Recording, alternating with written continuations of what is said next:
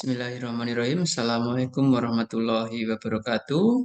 Oke, kita berjumpa lagi di perkuliahan dengan mata kuliah yang baru, yaitu mata kuliah Sistem Pemerintahan Pusat, di mana di pertemuan pertama ini saya akan menjelaskan terkait dengan rencana pembelajaran satu semester ke depan. Nah, di Sistem Pemerintahan Pusat ini memang nanti akan membahas terkait dengan pemerintahan di pusat maupun daerah, terutama lebih banyak adalah pembahasan pemerintahan pusatnya, tapi tidak menutup kemungkinan ada beberapa yang terkait dengan pemerintahan daerah, kaitannya dengan otonomi daerah. Nah, tetapi selain itu juga kita akan membahas kaitannya dengan hubungan antar lembaga negara. Nah, ini yang menurut saya juga sangat penting karena dalam lembaga negara itu ada lembaga negara yang sifatnya adalah state auxiliary body atau lembaga negara sampiran, dan ada juga lembaga negara yang non sampiran. Nah, di mata kuliah ini juga nanti akan membahas secara histori atau sejarah ke belakang, yaitu kaitannya dengan bagaimana negara ini menggunakan sistem pemerintahannya dari awal di era sebelum kemerdekaan sampai dengan di era reformasi. Salah satunya dengan adanya di situ berbagai macam gejolak. Nah, di situ pernah Indonesia menggunakan sistem parlementer, juga menggunakan sistem presidensil, lalu juga menggunakan sistem RIS ya, Republik Indonesia Serikat. Nah, ini yang sudah pernah kita lalui secara keseluruhan.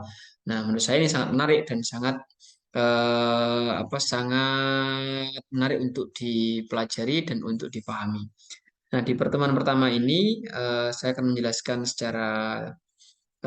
secara singkat kaitannya dengan kontrak belajar nanti selama satu semester, lalu mengenai penjelasan pertemuan setiap pertemuannya, baik itu pertemuan kedua, ketiga, dan seterusnya. Adapun pertemuan kedua itu akan menjelaskan kaitannya dengan definisi teori dan konsep sistem pemerintahan, termasuk di situ konsep dasar sistem pemerintahan yang dianut oleh Indonesia. Termasuk nanti di sini juga ada kaitannya dengan beberapa pakar mengatakan mengenai sistem pemerintahan itu seperti apa atau teorinya, termasuk konsep dasarnya itu seperti apa. Nah, nanti kita akan bahas secara menyeluruh.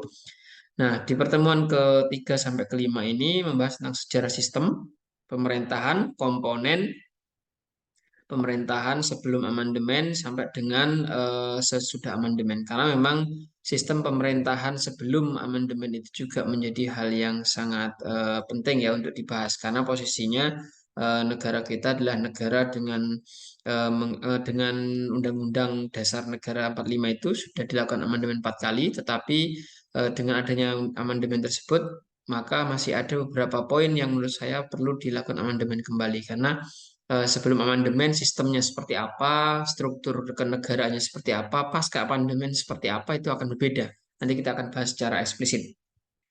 Lalu pertemuan ke-6 sampai dengan 8 bentuk pemerintahan baik sejarah dan jenis pemerintahannya. Nah, sistem pemerintahan di Indonesia dan termasuk di situ juga mengenai histori bagaimana negara kita menganut RIS di situ. Kita akan bahas ya Republik Indonesia Serikatnya, termasuk di situ adalah mengenai Indonesia dengan adanya Perdana Menteri dan lain sebagainya, kepala negara dengan kepala pemerintahan berbeda. Nah, kita akan bahas di sini.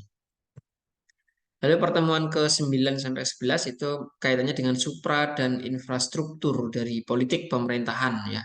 Baik itu di legislatif, di yudikatif, terus termasuk di eksekutif, termasuk di situ state auxiliary body maupun di situ ada tambahan-tambahan supra maupun infrastruktur politik pemerintahan seperti LSM dan sebagainya kita akan bahas. Termasuk pembagian kekuasaan antara trias politika, yudikatif, eksekutif, dan legislatif. Nah, ini akan kita bahas mengenai bagaimana pembagian kekuasaannya antar ke dua belah lembaga negara atau mungkin antar lembaga satu dengan lembaga negara yang lain, termasuk kita akan bahas kaitannya dengan pemencaran kekuasaan, pembagian kewenangan antar lembaga negara. Bagaimana hubungannya kita akan juga bahas di sini. Termasuk di situ juga nanti di pertemuan 11 itu akan ada pengukuran OBE dengan bentuk penguasaan dalam bentuk review artikel yang ini akan kita lakukan nanti. Dan pertemuan ke-12 sampai dengan 16 ini akan kita lakukan kaitannya dengan pembagian kekuasaan.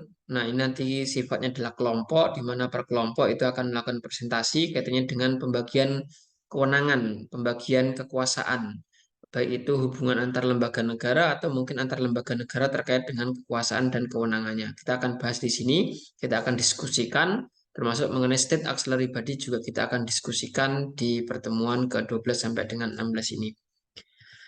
Nah, ini adalah bobot penilaiannya. Di situ sudah sangat jelas untuk CPMK 1 itu 15%, CPMK 2 40%, CPMK 3 itu adalah 45%. Adapun tata tertib dari perkuliahan ini yang pertama adalah masuk telat itu maksimumnya di 15 menit. Perkuliahan dilakukan secara offline, pakaian sopan dan rapi. Selama perkuliahan tidak ada HP di atas meja atau memainkan HP. Semua HP harus masuk dalam tas, termasuk batas maksimum komplain nilai 1 minggu setelah nilai keluar. Nah, mungkin itu saja pertemuan kita pada hari ini. Kurang lebihnya mohon maaf. Saya akhiri. Wassalamualaikum warahmatullahi wabarakatuh.